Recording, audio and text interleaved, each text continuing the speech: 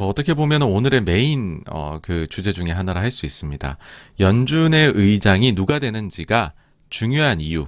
이를 맑은 눈이 아닙니다. 이번 주는요. 음모론적 관점에서 한번 다뤄보도록 하겠습니다, 여러분. 자, 여러분들 어떤 생각 가지시나요? 연준에 대해서?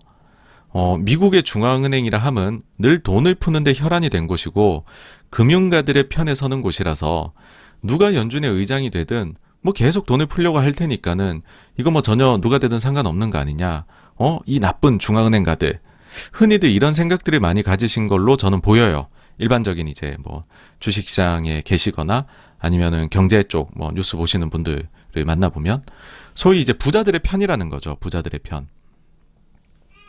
근데 이 좀 더 들어가 보면은 그 연준 의장이 변화되는 시기는 생각보다 굉장히 다이나믹합니다. 연준 의장 교체기에 팽팽한 긴장감이 돈다는 거죠. 보시면 연준 의장 교체기 때 심심치 않게 주가 폭락이 있었다는 사실을 우리 이제 알 수가 있습니다. 첫 번째 사례는요. 폴 볼커 연준 의장에서 앨런 그린스펀으로 바뀌었던 1987년입니다. 이제 요번 그린스펀이시죠. 상대적으로 조금 더 젊으셨을 때 찍은 사진인 것 같아요. 그린스펀이라고 하면 여러분들 어떠세요? 연준에 대해 조금이라도 주식을 조금이라도 하신 분이라면은 야 그린스펀은 최고잖아. 그런 얘기 많이 들어보셨을 거예요. 그린스펀은 마에스트로라는 칭호를 받을 정도로 최고의 연준 의장이었지 않느냐. 그렇죠, 여러분. 그린스펀이요. 무려 87년부터 2006년까지 20년 동안 연준 의장을 역임했던 인물입니다. 근데 보시면은 취임이 87년이에요. 87년. 여러분들 지난주에 저희가 책을 읽을 때 87년이 뭔가 있었죠? 맞습니다. 랄프 웬저 책 보시면 87년도에 블랙 먼데이가 있었고 요거를 일별로 쫙쫙쫙쫙 나눠서 정리를 한 거. 요거 이제 저희 같이 봤잖아요. 사실 제가 이 책을 고른 데 이제 두 가지 이유가 있는 거죠. 첫째는 지난주 말씀드린 것처럼 개별주나 중소형주 장세 여기에 대해서 어떻게 대응할지 책 보고 좀 공부를 해보자 라는 거였고 또 하나는 이 블랙 먼데이를 좀 강조를 하고 싶었어요. 예. 사실 이제 요 책하고 요 다음 주에는 이제 연준 의장 해야지라고 미리 생각을 한 거죠. 이제 그럼 이제 무슨 일이 이게 있었느냐 하나씩 한번 살펴볼게요. 일단 임명이 1987년 6월 2일 날에 그린스판이 지명이 됩니다. 대통령한테. 그리고 87년 8월 11일에 임기가 시작이 됩니다. 그래서 이제 당시에 S&P 500의 주봉으로 일봉 아니에요. 주봉 차트를 지명이 된 때부터 해서 보실게요. 요때 지명이 되어서요. 쭉 상승을 합니다. 요때가 이제 뭐 한 240 정도 되는 S&P 500 지수였는데 거의 뭐 337 여기까지 상승을 하게 되죠. 그래서 지명 당시부터요. 임기를 시작하기 전까지 거의 40% 가까운 랠리를 펼칩니다. 이처럼 달콤하게 랠리를 만들어 놓고서는 어떻게 됐습니까? 쫙 해서 와자자자자작 내려갔었죠. 지명되기 전보다 더 내려갑니다. 220까지도 깨고 내려가요, 여러분. 어마어마한 하락이죠. 그렇죠? 그것도 이 단기간에. 그래서 다시 웬저의 책으로 돌아가서요. 블랙 먼데이 부분을 보시잖아요. 저는 사실은 거기에서 뭐 그 전주에 뭐 아시아 시장부터가 좀 이상했고 뭐 거래가 갑자기 어쩌고 저쩌고 갑자기 뭐 이런 것들도 사실은 중요하지만 그보다도 제가 볼 때는 더 중요한 문구가 하나 있었거든요. 그게 뭐냐 하면 블랙 먼데이 직전에 시장은 이상하리만치 약하다. 7주째 약세를 보이고 있다라는 거였습니다. 여기 보시면은 이때 탑을 찍고서는 계속해서 안 좋죠. 그러니까 블랙 먼데이가 오기 전부터 뭔가 스물스물 빠지기 시작을 했어요. 근데 보시면은 임기 시작이 8월 11일이라고 말씀드렸죠. 요 주간에 임기를 시작을 했거든요. 그러고 나서부터 약세를 계속 갔다는 겁니다. 자, 이때 무슨 일이 있었느냐. 사실 이제 그린스펀이 워낙에나 마에스트로이기 때문에 저런 일을 겪었다라는 것 취임하자마자 좀 생각하시기가 어려우실 거예요. 근데 이때만 해도 이런 시기였어요. 거장 그린스펀도 처음엔 곰바우였다. 벤 버냉키 연준 의장이 중대한 정책 실수를 범하지 않는데도 너무나 혹독한 신고식을 치르고 있다는 주장이 제기됐다. 왜냐하면 그 앨런 그린스펀은 취임 초기에 풋내기 얼간이로 묘사가 되었었다. 그린스펀의 말년이 그 마이스트로였다는 거하고 비교하면 엄청나게 차이가 있는 거죠. 그래서 이제 좀 버냉키 좀 용서해 주자는 거죠. 버냉키 잘할 수 있게 기회를 주자. 그린스펀도 처음에는 좀 그랬어. 예. 보시면은 이제 그린스펀이 의장에 취임한 87년 8월 달러 가치와 미국 재무부 채권의 가격이 미끄러지고 있었다. 그린스펀은 이에 대응해 금리를 인상했지만 이게 중요합니다. 금리를 인상했지만 얼마 못 가 달러와 재무부 가치는 그해 10월 19일 검은 월요일 직전에 다시 떨어지기 시작했다. 그린스펀은 그 후 87년 대폭락을 자해수습해 금융정책 거장으로서 명성을 얻었지만 직전 전문가들은 그가 선임자인 폴 볼커만큼 신뢰감을 주지 못한다고 질타를 했다라고 합니다. 네. 이처럼 그린스펀은 폴 볼커가 아니라는 이유로 혹독한 신고식을 거쳐야 했었고요. 그가 인플레이션 억제를 천명했지만 시장 참여자들은 그린스펀이 인플레이션 고삐를 확실히 쥘지 의심을 했었다라고 합니다. 마치 지금 버냉키를 의심하듯이 라는 기사입니다. 네. 이 기사를 보시면 알 수 있는 점이 이거죠. 신임 의장은 처음에 실수를 많이 한다라는 점입니다. 네. 여기는 맑은 눈입니다. 네. 하지만 이걸 다른 각도로 음모론으로 오늘은 한번은 가보도록 할게요. 네. 네, 꺼벙이님, 아이고, 또 이렇게 후원해주셔서 너무 감사합니다. 예, 감사합니다. 네.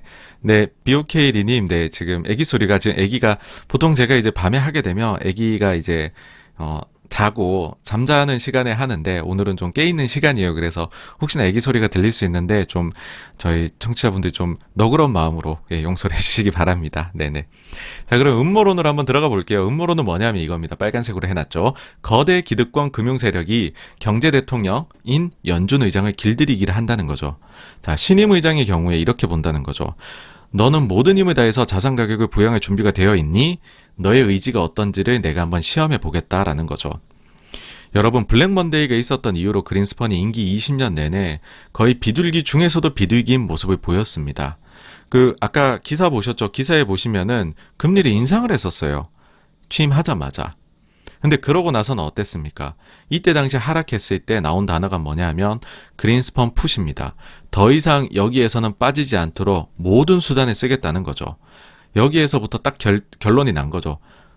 거대 기득권 금융 세력 입장에서는 신임 의장을 길들이는 데 성공을 했다는 거죠.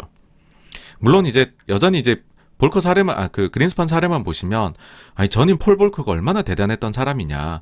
워낙 대단한 공을 세웠던 사람이니까 그린스펀 같은 풋내기로는 만족이 안 되었던 거 아니야? 라고 생각하실 수 있죠. 근데 만약 사례가 여러 개가 있다면은 요런 좀 맑은 눈은 네, 좀 자리 잡기 힘들겠죠. 그쵸, 여러분? 두 번째 사례가 있는데요. 바로 옐런에서 파월 넘어갈 때입니다. 파월 의장 보시면 이제 벤 버냉키 때부터 연준 위였으니까는 연준 위원을 했죠. 그러니까 시장이 좀 신뢰를 보이지 않았냐라고 생각을 하실 수가 있어요. 네. 그리고 또 저희는 이제 보면 코로나 때 이분이 의장으로 있으면서 돈 푸는데 엄청나게 진심이었잖아요. 그러니까 엄청 비둘기라고 저희는 좀 생각을 한단 말이죠. 근데 이제 임명될 때 당시는 좀 달라요. 보시면 이제 임명 과정이 17년 11월 2일 날에 이제 대통령으로부터 지명이 되고요. 그 다음에 2018년 2월 5일 날에 임기가 시작이 됩니다. 그리고 이제 요때 당시에 그러면은 지명 때부터의 한번 S&P 500을 보시죠. 이때도 역시나 지명이 되고 증시가 좀 올라요. 한 10% 정도 오릅니다. 그러고 나서는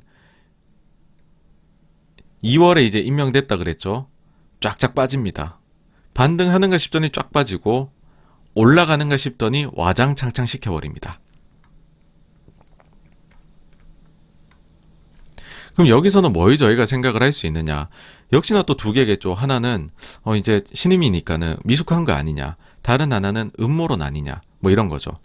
자, 그러면 이제 다른 분들 얘기까지 더 가보면은 약간 여러분도 음모론 쪽으로 기우실 수가 있어요. 자, 네. 뭐냐 하면은요. 일단 이 말씀 드려야 되겠네요. 혹시나 해서 다시 한번 강조를 드리지만 내년 2월이면 연준 의장, 그러니까 1월 말까지입니다. 지금 제롬 파월 의장은 내년 1월 말까지 임기이고요. 2월이면 연임이 되어서 파월이 또 4년 더 하거나 아니면 새로운 연준 의장이 탄생을 하게 됩니다. 그러니까 시기가 그런 시기이다 보니까는 이런 주제라는 거 다시 한번 참고해 주시고요. 자, 그러면 그린스펀하고요. 파월 사이에는 벤 버냉키와 제닛 앨런이 있었습니다. 이때는 그러면 어땠냐는 거죠. 벤 버냉키 의장 보시면은 저희 이제 행동하는 용기를 보면서 공부를 했죠. 임명 과정이 보시면은 2005년 10월 25일에 지명이 되고요. 다음 해 2월 1일부터 임기가 시작이 됩니다. 그럼 이때부터 차트를 보시면 파월이나 그린스판과는 다르게 하락이 없었어요. 오히려 이제 지명 당시부터 그 다음에 임기가 시작할 때까지 약간 10% 정도 증시가 상승을 했었고요. 그 뒤에도 원만하게 증시가 상승을 합니다. 물론 그 뒤에 글로벌 금융위기가 터지면서 와장창창창 깨지기는 했었죠. 근데 임명이 된 거, 그다음 길들이기 이런 느낌은 전혀 없는 거죠. 그렇죠? 옐런 한번 볼게요. 옐런 같은 경우에 임명이 2013년 10월 10일에 됐었고요. 이듬해 2월 3일에 시작이 됩니다. 보시면은 이때도 이제 지명이 되고 나서 그 다음에 임기를 시작할 때까지 한 5% 정도 증시가 올랐었고요. 그 뒤에 보시면은 특별한 위기 없이 꾸준히 우상향을 합니다. 요게 이제 제닛 앨런의 임기 전체의 증시 차트입니다, 여러분. 2018년 이제 초까지 있죠. 1월 말까지. 거의 안전운행 하셨습니다.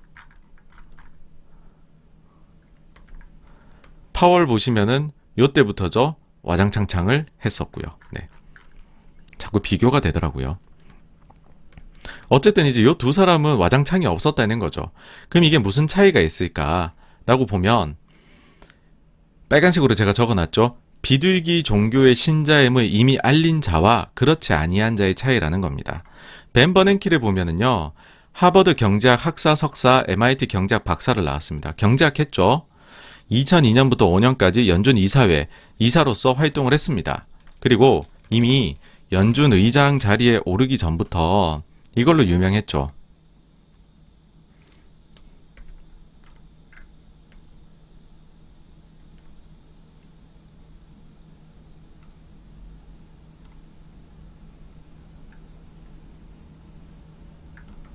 자, 통화정책에 정통한 거시경제학자라고 하고요.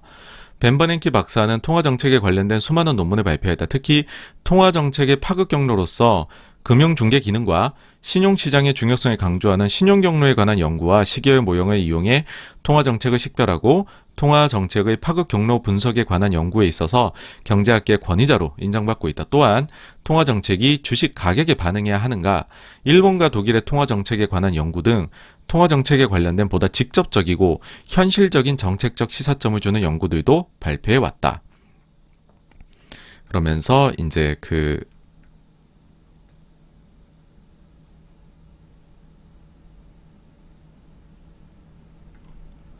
보시면은 벤 버냉키 의장은 실무 시장의 안정이나 성장을 중시하는 반면 물가 안정을 등에시하는 비둘기파로 여기는 이들도 있지만, 그러니까 비둘기파로 대체적으로 다들 여기고 있다는 거죠, 그렇죠? 요거를 조금 이제 간단하게 말씀을 드리면, 원래부터 이제 헬리콥터 밴으로 유명했어요. 그러니까 헬리콥터 위에서 돈 쏴준다는 거죠. 그리고 장기 불황에 대해서 엄청나게 연구한 인물로 유명합니다. 워낙에 이제 논문들이 다 그런 내용들이에요. 검색하면 나오는데 거의 소위 저희가 공부를 했던 방망이 깎는 노인처럼 평생의 장기 불황에 대해 연구를 했고, 그러다 보니 주제가 주로 어디였겠습니까? 일본의 장기 불황을 계속 연구를 했겠죠. 그래서 소위 돈을 계속 풀어야 된다, 이런 장기 불황일 때는 일본이 왜 장기 불황이 왔느냐, 돈을 덜 풀어서요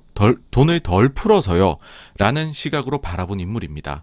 그리고 또 하나를 더했죠. 뭐냐면 이게 정책을 단순히 우리가 수단 쓰는 것뿐만 아니라 말도 잘해야 된다. 즉 시장과의 소통을 강조를 했습니다. 말로 이제 천장빚을 갚는다라는 말처럼 포워드 가이던스라는 것을 도입한 연준 의장입니다. 그러니까 선제적으로 우리가 어떤 식으로 하겠다를 알려주면 시장이, 경제라는 거는 경제 참여자들이 미래에 대해서 어떻게 생각하느냐가 모인 거기 때문에 그것만으로도 우리가 통화 정책을 사용한 효과를 누릴 수 있다라고 얘기를 한 거죠. 그러니까 이것만 보시면은 일단은 굉장히 경제학 쪽에 해박한 지식을 가지고 있고 실제 연준에서도 활동을 했었고, 근데 굉장히 비둘기로서의 면모, 돈 푸는 거에 대한 면모를 갖추고 있다는 거죠. 이런 사람이면 길들일 필요가 없다는 거죠. 그냥 원래부터 우리 입맛에 맞는 사람이니까. 다음으로 옐런을 보겠습니다. 제니 델러는요, 브라운 경제학 학사, 그 다음에 예일대 경제학 박사였습니다. 이분도 이제 경제학만 파신 분이죠. 그 다음에는요, 경력이 정말 화려해요. 94년부터 97년까지 연준위원으로 활동을 했고요. 그 뒤에는 빌 클린턴 경제자문위원, 그 다음에는 2004년부터 10년에는 샌프란시스코 연준 총재를 했고요. 그 이후에 버냉키 시기에 연준 부의장, 버냉키 이후에는 연준 의장으로 된 것, 이제 임명돼서 활동을 한 거죠. 경력이 얼마나 화려합니까, 그죠, 여러분? 경제학 쪽에 해박하고요. 거기다가 이게 사실 연관이 될 수 있을지 모르겠지만은 이분 이제 남편이 노벨 경제학 수상자세요. 그러니까는 이제 경제학만 여기는 또 파고 있는 아주 믿을 만한 인물이다. 근데 그러면은 이제 경제학만 팠는데 매파적일 수도 있잖아요. 근데 이분은 더없이 비둘기라는 거죠. 그 증거가 있습니다. 1900 요때 이제 연준위원으로 활동했다고 말씀드렸잖아요. 90년대 중반에. 보시면은 95년도. 이때 당시는 뭐가 이제 이슈였었냐 하면 연준이 물가와 고용 중에서 두 가지 책무죠.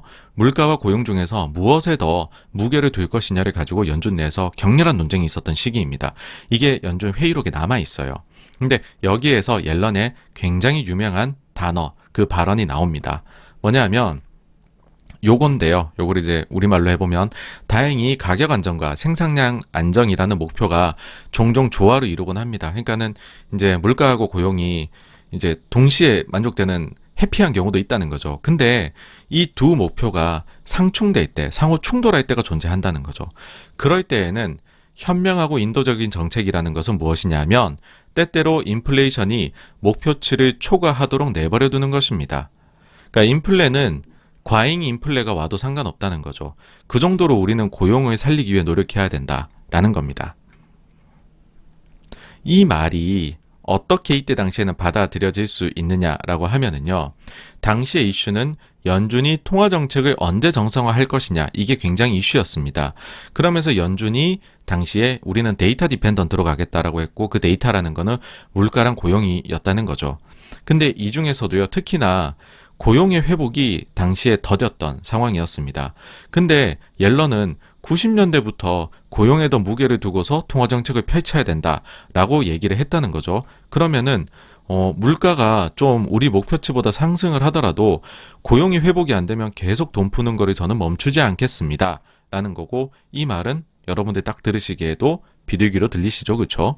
그러니까는 옐런은 경제학 쪽에 이제 학문적 백그라운드가 있고, 그 다음에 경력이 연준 쪽에서 화려하고, 그리고 비둘기라는 거를 수십 년 전부터 얘기를 해온 사람이라는 거죠. 그러니까는 이제 그 연준 의장으로 앉았을 때 이 사람은 굳이 길들일 필요가 없다. 그렇게 생각했던 게 아닐까라고 개인적으로 생각을 합니다. 이 단어가 어떤 거냐 하면은 아까 제가 이제 그 발언이라 했는데, 아니 지금 통화 정책 회의를 하고 있는데 인도적이라는 얘기를 해요. 정책이 인도적이어야 된다랍니다. 피도 눈물도 없는 이 중앙은행가들이 그 사이에서 옐런 위원은 이게 휴메인이라는 단어를 써요. 그래서 이게 이제 나중에 계속 꼬리표처럼 따라옵니다. 가장 인도적인 중앙은행장 이런 식으로요. 어쨌든 근데 이제 여기에다가 더해가지고 이제 옐런 의장에 대해가지고 혹시나 또 시장이 믿음이 부족할까 봐서 2중 3중의 안전장치를 치는데, 그게 뭐냐 하면 총재들의 사부 피셔, 이제 스탠리 피셔라는 인물이 있어요. 이 사람은 유명한 게 뭐냐 하면은 소위 말해서 중앙은행 총재들의 스승이다. 그렇게 유명합니다. 과거에 이제 매사추세츠 공대 요때 교수로 재직을 하면서 마리오 드라기 익숙하시죠? 그 ECB 총재 굉장히 성공적으로 잘했죠. 슈퍼 마리오. 그 다음에 벤 버냉키 이런 그 외에도 여러 이제 각국의 중앙은행장들을 이제 이분이 교육을 시킨 거죠. 지도 교수로서요. 그래서 총재들의 스승이라는 평가를 받는 스탠리 피셔를 당시에 옐런이 부의장으로 데려 앉혀버립니다. 그러니 이때의 면모는 여러분 어떻습니까? 화려하죠. 안정감이 팍 느껴진다는 겁니다. 그에 반해 그린스펀과 파월은 어떠하냐 보시면요. 그린스펀의 경우에는 뉴욕대 경제학 학사 박사를 받았어요.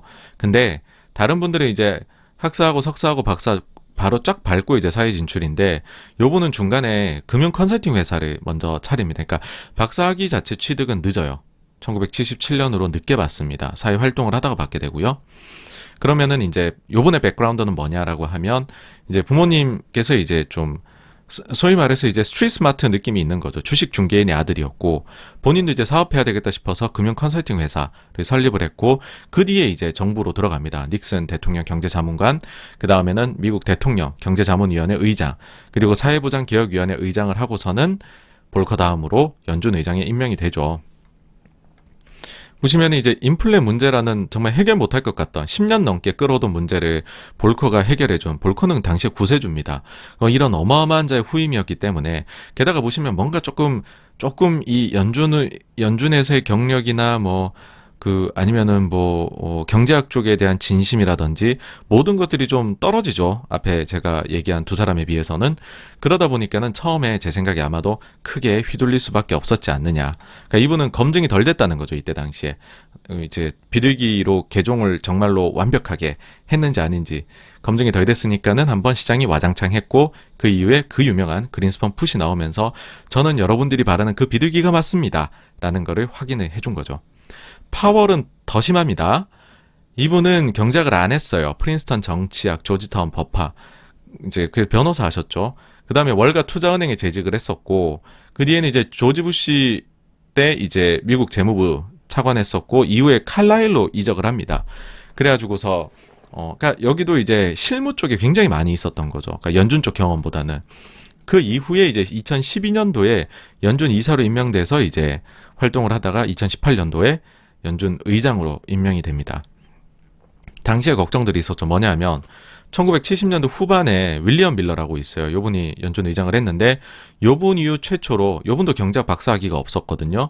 요분 이후 최초로 경제학 박사 학위가 없는 연준 의장이 탄생했다라고 당시에 얘기를 했습니다. 참고로 이게 왜 안 좋게 받아들여졌냐 하면, 윌리엄 밀러는 최단명한 연준 의장이라는 오명을 보유하고 있거든요. 불과 1년 5개월밖에 못했습니다. 이때 당시에 이분이 이제 연준 의장을 했는데 너무 못하니까, 이때 사실 이제 2차 오일 쇼크도 터져갖고서 아무것도 해결이 안 됐죠. 그러다 보니까 이제 당시에 이제 대통령이 이 사람을 해고를 하고 싶은데 또 그것도 안 되는 거예요. 그래서 영전을 시켜줍니다. 재무부 장관으로 보내버리고, 그 연준 의장 자리를, 그러니까 자꾸 말을 안 들으니까 재무부 장관으로, 이게 더 좋은 자리야, 여기로 가, 라고 해서 보내버리고, 그 뒤에 폴 볼커를 연준 의장으로 앉히죠. 네. 그리고 이제 파월은 그래도 이제 연준 좀 일은 했어요. 그쵸? 일은 했는데, 이게 보니까는 좀 매파적인 거죠. 저희가 그때 그 행동하는 용기 책에서도 봤듯이, 파월은 QE3의 미온적인 입장을 보였었고, 당시 테이퍼링에 대해서 적극적이었었잖아요. 그러니까 요랬다는 거를 사람들이 안다는 거죠. 근데 파월이 됐네? 자, 차이가 느껴지시죠? 그쵸? 간단하게 한번 정리해 볼게요. 차이점을. 첫 번째로 학문적인 백그라운드가 버냉키 옐런과 그린스펀 파월은 좀 차이가 난다. 그 다음 커리어도 차이가 난다. 버냉키 옐런은 꾸준히 이제 학술적인, 학문적인 부분에 종사를 했고, 그린스펀 파월은 좀 업계 경력이 많다는 거죠. 그 다음에 돈 푸는 것에 대한 태도가 과거 경력에서 알려져 있나의 여부인데, 버냉키는 이미 헬리콥터 밴으로 알려져 있고, 그 다음에 저성장, 일본에 대해 가지고서 굉장히 공부를 많이 하면서 돈 풀어야 된다는 거를 논문으로 많이 썼던 사람. 옐런은 돈 푸는 게 인간적이라고 얘기하신 분이잖아요. 근데 그린스펀하고 파월은 보면, 그린스펀은 이런 점들이 전혀 알려진 게 없고, 파월의 경우에는 오히려 돈줄을 좀 조이는 쪽으로 의사결정을 내렸던 사람이라는 거죠. 그러니까는 요분들은 소위 말해서 군기잡기가 없었고, 요분들은 길들이기가 있었다라고 저는 생각을 합니다. 자, 그러면은 이제 연준 의장의 교체기에 어떤 인물이 되는 게 좋으냐, 이런 거에 대한 것들이 좀 감이 오시죠. 그쵸? 감이 오시잖아요. 그러면은 이제 86번가에서 생각할 때, 지금 봤었을 때 가장 증시에 좀 베스트 케이스는 뭐냐라고 하면, 일단 이제 최근에 거론되는 후보들이 있습니다. 제일 많이 거론됐던 게 라엘 브레이나드, 그 다음에 라파엘 보스틱 이쪽인데, 근데 이제 브레이나드는 보시면은 민주당원이기는 한데, 이분은 좀 금융규제 쪽에 있어가지고서 좀 강경파예요. 그러니까 어떻게 보면 시장에서는 좀 매파적으로 인식을 할 수 있고, 라파엘 보스틱의 경우에는 캐비넷에 들어갈 때 이제 뭔가 소위 보이는 그림 자체가 굉장히 좋은 분이세요. 근데 최근에 보면은 금리 인상에 대해 가지고서 좀 매파적인 발언을 합니다. 보시면은 최근에 점도표가 좀 상향이 됐잖아요. 근데 그보다도 한 노치를 더 위에 점을 찍는 분으로 지금은 알려져 있어요. 그러니까 발언을 종합을 해보면, 그러니까 금리 인상의 속도를 더 빠르게 해야 된다 안에서 좀 매파적인 발언을 하고 있는 게 느껴지거든요. 그러다 보니까는 제 생각에는 브레인하드나 보스틱 둘 다 그렇게 시장이 좋아할 만한 인물이 아닐 수 있습니다. 그리고 그 나머지 인물들이 지금 면면을 보아도요. 지금 현재 연준에 종사하고 있는 멤버들 중에서는 버냉키나 옐런 정도 급의, 그러니까 임명되기 전에 후보로 일단 있을 때 뭔가 그런 거 있잖아요. 저희도 뭐 선거 같은 거 할 때 굉장히 중량감 있는 후보들끼리 싸울 때가 있고 어떤 때는 소위 뭐 듣보잡들끼리 경쟁을 할 때도 있습니다. 근데 지금 보시면은 이런 그 버냉키나 옐런은 소위 굉장히 중량감 있는 이미 임명되기 전부터요 인물이었다면 지금은 그런 게 안 보인다는 거죠. 예. 그러면은 미어도 다시 한번 이제 현실적으로 봤었을 때에는 코로나 이후 2018년도에는 망쳤지만 코로나 이후 2020년, 21년도에는 굉장히 잘해온 파월의 재임을 바랄 수밖에 없다. 이게 이제 86번가 생각하는 베스트 시나리오입니다, 여러분. 그러면 이제 파월의 입장을 한번 생각해보죠. 지금 고민이 좀 있을 겁니다. 뭐냐 하면 지금 파월 입장에서 보면은 이제 재선임을 누구보다도 바라고 있을 거다라고 생각을 해요. 그전에도 보면 옐런 같은 분도 나는 재선임을 원해요라고 공개적으로 얘기를 했고 사실 이 자리가 경제 대통령인데 얼마나 좋은 자리입니까? 근데 이제 파월 입장에서 아직 아무것도 결정이 안 났다는 거죠. 그러면은 뭔가 게임 이론이라 할까요? 파월 입장에서 가장 베스트가 되도록 행동하는 방법은 이거 같아요. 그러니까 후임이 결정되기 전까지는 비둘기 관점을 유지를 해가지고 자산시장에 계속 떠받치고 싶을 것 같아요. 그 자산시장이 계속 좋으면 파월에 이게 공이 되는 거잖아요. 그러면 파월이 본인이 원하는 재임이 될 가능성이 높아지는 거죠. 근데 보통 아까도 보시면 10월이나 11월 정도에 차기 의장 지명이 있잖아요. 물론 보시면 이제 폴 볼커는 좀 빨리 지명이 됐죠, 여러분. 그리고 8월에 임기 시작을 합니다. 왜 볼커는 그랬냐면, 이제 그린스펀은 그렇게 좀 빨리 됐었던 게 있는데, 근데 이제 그 이후에 보시면 시기 자체가 그 다음에는 다 10월이나 11월 정도 임명하고 2월 초부터 이제 그 임기를 시작을 합니다, 여러분. 그러면 이제 최소한 10월, 11월에 지명이 될 때까지에는 슈퍼 비둘기의 면모를 저는 파월이라면 보이고 싶을 것 같아요. 그러다 보니 사실 이런 말도 있습니다. 최근에 보면 FOMC 하고서 그 기자들하고 인터뷰를 할 때는 굉장히 비둘기적으로 발언하고 파월 의장이 인터뷰를 끝마치는데 그러고 나가지고서 몇 주 뒤에 나오는 회의록을 보면은 회의록은 꽤나 매파적이라는 거죠. 그래서 이거 연준 내에서 의장하고 위원들 사이에서 온도차가 좀 있는 거 아니냐 이런 말이 나오고 있을 정도입니다. 즉 이제 위원들은 테이퍼링 생각을 하는데 돈줄 조이기를 의장은 전혀 돈줄을 조일 생각이 없다는 거죠. 저 같아도 그럴 것 같아요. 재선임이 되고 싶은데 그러면 그때까지는 자산시장 오르고 싶을 것 같거든요. 근데 여러분 한번 생각해 보세요. 만약에 그렇게 본인이 최선을 다해서 자산시장을 떠받들었는데 재선임에 실패가 된다면 어떻게 되겠습니까?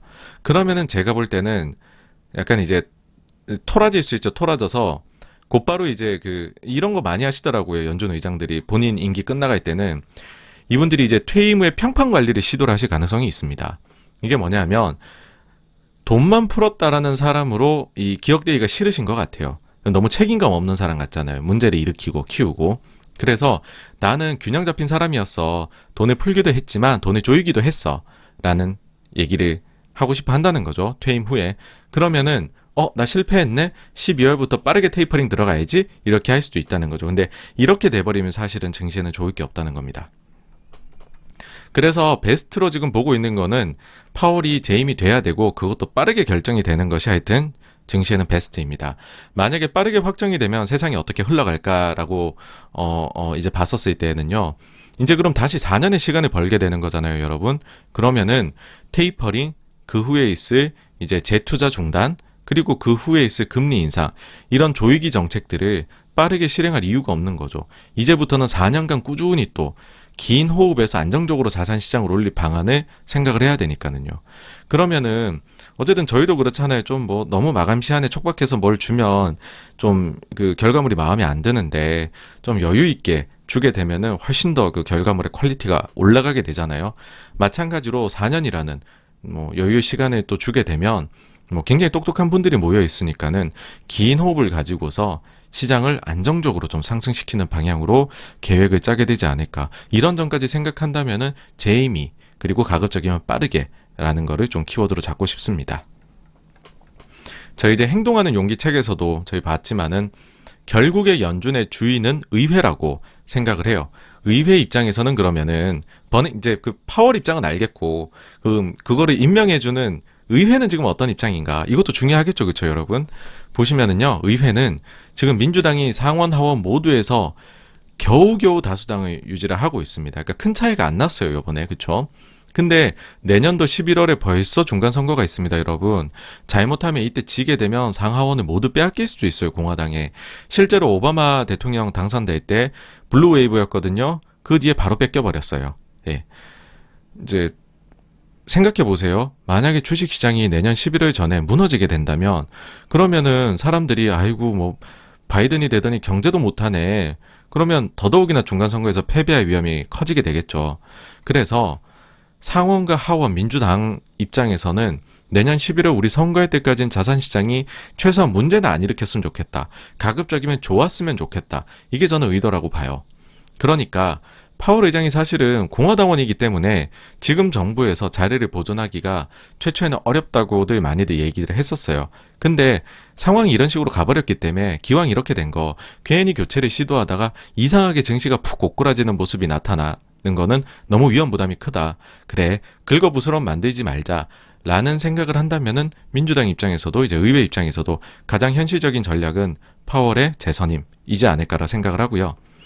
근데 이제 여러분들 뉴스 최근에 보시면은 민주당의 의원들이 반대한다. 파월의 연임을. 그런 거 많이 보시게 될 겁니다. 그리고 앞으로는 더 많이 보시게 될 거예요. 왜냐하면 더더욱 이제 그 지명이 가까워지니까는 뉴스가 굉장히 이쪽 관련해 많이 나오게 될 거잖아요. 특히나요, 이렇게 반대한다는 사람들이 여러분들이 막 들어보신 분들이에요. 막 엘리자베스 워런, 버니 샌더스, 그러니까 대선 후보였잖아요. 민주당에서. 경선에 나왔던 분들인데 이런 중량감 있는 인물들이 막 반대한다고 강하게 얘기를 할 겁니다. 그래서 투자자들이 보기에는 야, 이거 신경 써야 되는 거 아니냐, 그렇게 생각을 하실 수도 있는데요. 결론부터 말씀드리면은 신경 안 쓰셔도 됩니다. 왜냐하면은 이제 과거부터 한번 볼게요.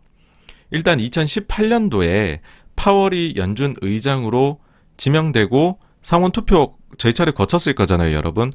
그때 당시로 돌아가 보겠습니다. 당시로 돌아가 보면은 85대 12로 찬성을 압도적으로 많이 받았습니다. 파월이. 근데 그때 당시 12명은 반대한 사람들이 누구냐, 이 면면에 보면 꽤나 이제 이름값 있는 사람들이 많아요.